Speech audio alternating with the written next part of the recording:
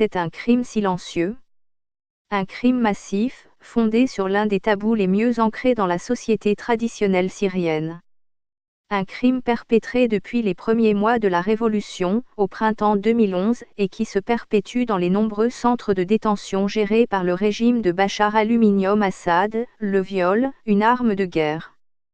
Le Monde avait publié, le 6 mars 2014, une enquête d'Annick Cogent, titrée « Le viol, arme de destruction massive », pour laquelle la journaliste avait collecté et croisé de nombreux témoignages de femmes ayant subi des sévices sexuels dans les geôles syriennes et s'exprimant pour la première fois.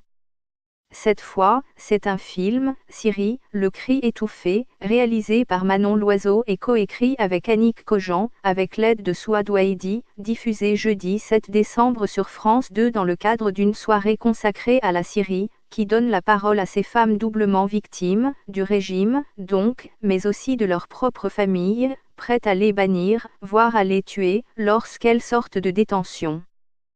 La culture et la tradition patriarcale sont implacables, le viol déshonore l'ensemble de la famille, voire le clan, le quartier, toute une communauté.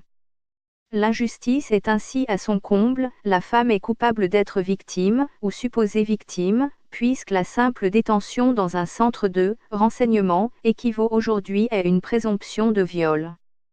Crimes, d'honneur et suicides des ex-détenus sont fréquents. Plusieurs de nos interlocutrices ont attenté à leur jour. Les principales ONG, qui peinent à recueillir des informations sur ce sujet, estiment que c'est l'une des principales raisons qui poussent les familles syriennes sur les routes de l'exil.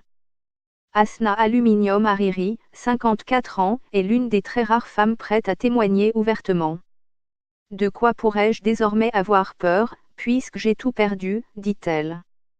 Le Monde l'avait rencontrée,